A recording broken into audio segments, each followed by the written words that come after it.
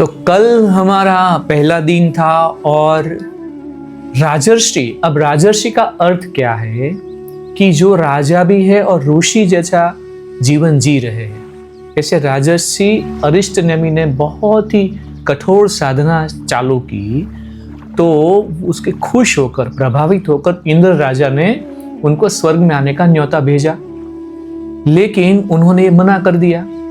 और फिर सुरुचि ने क्या बताया दूत ने कि हम ऐसे साधक को हम ये नहीं कह सकते कि आप स्वर्ग में आओ, ये स्वर्ग की भी लालसा देकर उनको पुरस्कृत नहीं कर सकते। क्यों? क्योंकि जब वो ऐसा करते हैं तो फिर उनके पुण्य क्षीण होते हैं और वापस पृथ्वीलोक में जाना पड़ता है। इसीलिए अरिष्टनेमि ने मना कर दिया। तो फिर इंद्र राजा ने उनको एक संदेश भेजा कि आप सबसे पहले महर्षि वाल्मीकि को मिल लीजिए, उनके साथ परामर्श कर लीजिए। उसके बाद उन्होंने ये बताया कि राम और वशिष्ठ मुनि के बीच में जो संवाद हुआ है वो आप एक बार जान लीजिएगा। तो आज दूसरा दिन है 2 जनवरी। तो क्या है उसमें? अहं बद्धो विमुक्तः स्यायम् इति यस्यास्ति निश्चयः नात्यन्तम् अज्ञो नोत्तजज्ञः सो अस्मिन् शास्त्रे धिक्कारवान्। अब वाल्मीकि ने क्या कहा? राम और वशिष्ठ की वार्ता संबंधी इस धर्म ग्रंथ के अध्ययन का वही अधिकारी है जो यह अनुभव करे, मैं बंधन में पड़ा हूं और मुझे इस बंधन से अपने को मुक्त करना है। ऐसा व्यक्ति न तो पूर्ण रूप से अज्ञानी होता है और ना ही ज्ञानी ही। जो इस धर्म ग्रंथ में उल्लिखित मोक्ष के उपायों पर मनन करता है वह निश्चय ही जन्म और मरण के चक्र से छुटकारा पा सकता है। अब बहुत सारे ऋषियों का उसमें आदान और प्रदान रहा है। मैंने पहले राम कथा लिखी थी, ऐसा वाल्मीकि जी बोल रहे हैं। और ये योग वासिष्ठ रामायण रामचंद्र जी के जन्म से बहुत ही पहले से उपलब्ध है।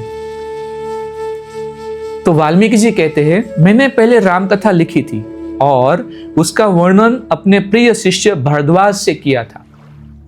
भरद्वाज जब एक बार मेरु पर्वत पर गए थे तो उन्होंने उसका वर्णन सृष्टिकर्ता ब्रह्मा से किया था। अब आप बताइए, देखो ब्रह्मा जी का उल्लेख है, भरद्वाज का है, रामचंद्र जी का है, वशिष्ठ ऋषि का है, आगे बहुत सारे महानुभाव ऋषि और राजर्षि और भगवान सबका उल्लेख होने वाला है। मतलब ये ग्रंथ के बारे में मैं जितना गुणगान गाऊं उतना कम है। तो ब्रह्मा जी के पास गए थे, उन्होंने भी ये किया था। कथा से अत्यधिक प्रसन्न होने पर ब्रह्मा जी ने भरद्वाज से वर मांगने के लिए कहा था और भरद्वाज ने यह वर मांगा कि संसार के सभी मनुष्यों को दुखों से छुटकारा मिले।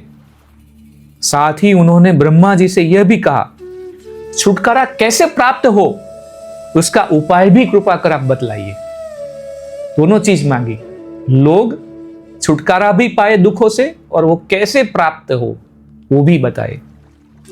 ब्रह्मा जी ने भरद्वाज से कहा, आप वाल्मीकि जी के पास जाए और उनसे प्रार्थना करें कि राम कथा का वर्णन निरंतर करे और इस ढंग से कथा कहे कि सुनने वाला अज्ञान के अंधकार से मुक्त हो जाए, सरल भाषा में।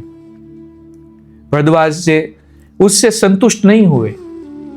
फिर ब्रह्मा जी भरद्वाज को साथ लेकर मेरे पास यानी कि वाल्मीकि जी के पास आए। पहले मैंने यानी कि क्योंकि वाल्मीकि जी अभी कथा कह रहे हैं तो वो किसी को बता रहे हैं कि हमारे साथ ऐसा ऐसा हुआ था। तो ब्रह्मा जी की पूजा अर्चना की। इसके बाद ब्रह्मा जी ने मुझसे कहा, हे महर्षि, आपकी राम कथा उस बेड़े के तुल्य है जिससे मानव जाति संसार रूपी सागर का संतरण कर सकेगी, तर पाएगी। ऐसा संतरण माने अच्छी तरह से तैर पाएगी। इसलिए आप इस कथा का वर्णन करते रहे और इसे पूर्ण करें। इतना कहकर ब्रह्मा जी वहां से अदृश्य हो गए। ब्रह्मा जी के आदेश से मैंने आश्चर्यचकित अनुभव किया अपने को संभालते हुए मैंने भरद्वाज से पूछा कि ब्रह्मा जी ने आखिर क्या कहा। भरद्वाज ने ब्रह्मा जी के वचनों को दोहराया। ब्रह्मा चाहते हैं कि आप राम कथा को इस ढंग से प्रकट करें जिससे सभी अपने दुखों से मुक्त हो। मैं भी आपसे प्रार्थना करता हूं कि कृपया मुझे विस्तार से बताएं कि राम, लक्ष्मण और आदि सभी भाइयों उन्होंने दुख से किस प्रकार मुक्ति पाई।